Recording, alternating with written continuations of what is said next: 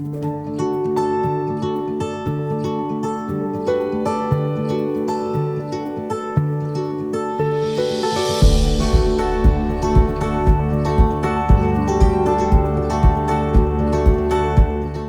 vais vous parler, moi, de Camexia Grand Est, vous dire de quoi il s'agit et quel est le lien qu'il y a entre Camexia et puis la journée d'aujourd'hui.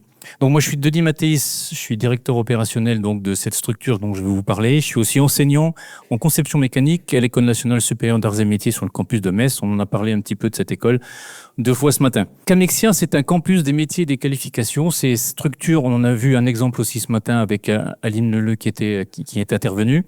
Ces structures il y en a à peu près 130 en France et elles ont pour objectif de travailler sur un secteur industriel, un secteur d'activité, plutôt un bassin géographique, et elles sont pilotées donc et labellisées par le ministère de l'Éducation nationale et elles visent à déployer des compétences et de l'attractivité autour des métiers de demain sur ces nouveaux secteurs d'activité. Et donc on est sur le développement des compétences sur la digitalisation et l'usage de l'intelligence artificielle dans l'industrie et dans le bâtiment, et on est un campus qui a été labellisé depuis 2020. Et donc, on rassemble à peu près 45 partenaires sur toute la région Grand Est. Dans ces partenaires, il y a 15 lycées, il y a 15 établissements d'enseignement supérieur, des IUT, des écoles d'ingénieurs, des universités. Et il y a aussi des industriels, des grands groupes. On avait ArcelorMittal ce matin et cet après-midi. Et il y a aussi Stellantis, Sovab, des gens comme Colas et de Mathieu Barthes, et aussi des petites startups qui sont dans Camexia. Donc l'objectif de ces campus des métiers et des qualifications, c'est vraiment de faire travailler ensemble tous ces mondes qui ne se connaissent pas, les lycées, l'enseignement secondaire, l'enseignement supérieur, les IUT, les écoles et les entreprises. Et même si on est tous dans la même région, juste les uns à côté des autres, on ne travaille pas assez ensemble. Je dis toujours que les lycéens d'aujourd'hui sont les étudiants de demain et les salariés d'après-demain, et on a tous intérêt à travailler ensemble pour avoir les meilleurs personnes et les gens les mieux formés possibles. Comment tout ça se déroule? On a parlé un petit peu de finances ce matin, c'est Marc Siamana qui parlait dessous. Camexia est financé à 1/3 par l'État, 1/3 par les collectivités locales, et puis 1/3 par les industriels. Et on a un budget d'à peu près 13 millions d'euros répartis sur 8 ans. Et avec ces 13 millions d'euros, on déploie plein d'actions, et aussi on a permis à certains établissements de s'équiper sur des domaines, encore une fois, de la digitalisation et l'usage de l'IA. Dans Camexia, il y a IA, et dans Camexia, ce qu'on n'entend pas, c'est digitalisation. Et en fait, le cœur de Camexia, c'est vraiment aller chercher des données dans l'industrie, dans le bâtiment, traiter ces données, les stocker pour les exploiter, éventuellement avec de l'IA. Mais le cœur, c'est vraiment la digitalisation et les données. Si on n'a pas de données, on ne fait pas d'intelligence artificielle. Ce que je voulais dire aussi, c'est que comment tout ça se passe? C'est-à-dire qu'une fois qu'on a dit qu'on allait travailler ensemble, il faut bien mener des actions.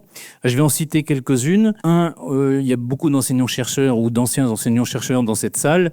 On a financé et on cofinance des thèses. Et on en est à la 7e, 8e thèse qui est en route autour de ce secteur. Et à chaque fois, les thèses sont financées en grande partie par les industriels. On déploie des formations continues pour les personnels, des salariés des entreprises et les enseignants, les formateurs et les membres, les agents techniques et administratifs des établissements autour de l'usage de l'intelligence artificielle en particulier. Et depuis 2023, avec l'essor des IA génératives, eh bien, on apprend aux gens à faire des prompts. Et on se déplace dans les lycées, dans les entreprises pour apprendre aux gens à prompter, puisqu'il faut utiliser ces outils et pas seulement faire des prompts, mais améliorer la qualité de ces PowerPoint. On pourrait passer ce PowerPoint à l'IA et on aurait quelque chose qui serait beaucoup plus sympathique et visuel que beaucoup de texte à l'écran. Donc on fait des formations, on a aussi la possibilité de subventionner les étudiants, de leur offrir des bourses pour qu'ils aillent se former aussi à l'étranger.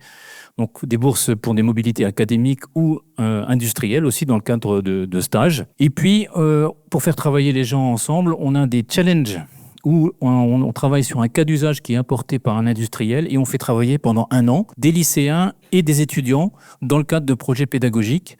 Objectif, c'est faire travailler tous ces gens ensemble, que les lycéens voient ce qu'ils vont devenir dans 2 ans chez les étudiants et que tout le monde se projette dans un vrai métier dans une entreprise qui est juste à côté de chez elle, dans lequel la plupart du temps tout le monde sait qu'elle existe, mais ou pas. Et en plus, ils sont jamais rentrés dedans parce que c'est juste à côté de chez eux, mais ils ne sont jamais allés. Donc là, on fait travailler les gens ensemble et on les fait vraiment interagir fortement. Qu'est-ce que l'on fait aussi? On a un site avec des ressources pédagogiques et des ressources techniques mutualisées autour de ces domaines. Et là, ces ressources sont alimentées par tous les acteurs de Camexia qui veulent mettre à disposition des ressources sur les objets connectés, la réalité virtuelle. Dès qu'il y a un projet qui est mené par un établissement, une école, eh bien, il publie sur ce site et les données sont partagées. On a aussi financé dans tous les établissements académiques des ressources.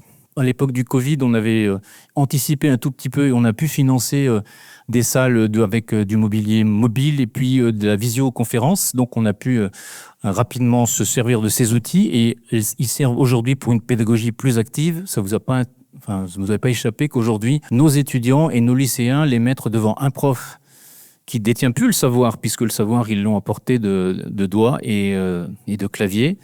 Donc, mettre des élèves dans un amphi devant un prof, aujourd'hui, c'est obsolète et ça ne fonctionne plus. Donc, on a eu on a pu financer des espaces dans lesquels les élèves peuvent avoir une pédagogie beaucoup plus active. On a financé aussi, et on continue à le faire, de la digitalisation de manip et de TP. Dans tous les établissements, vous avez tous vécu ça. On fait prendre conscience du concret de la science auprès de nos apprenants.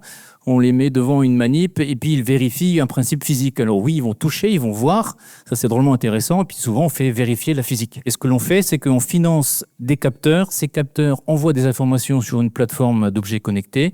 Les élèves récupèrent ça sur leur téléphone et peuvent vérifier la physique, mais aussi vérifier leur comportement par rapport à toutes les données qui ont été produites. Parce qu'aujourd'hui, quand on est dans une usine, on n'a pas une belle formule mathématique qui décrit le fonctionnement de l'usine, mais l'usine fonctionne sur des données. Et donc, en même temps qu'ils apprennent la physique, eh bien, ils voient aussi la partie digitalisation. Un petit exemple de ce qu'on fait aujourd'hui, voilà, du concret. On a ici aujourd'hui, je le rappelle, une conférence sur la science et l'industrie.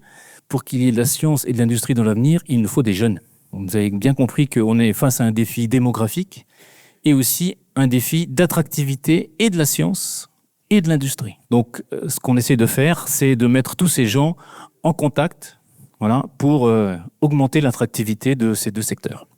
Voilà, j'en ai terminé pour mon intervention.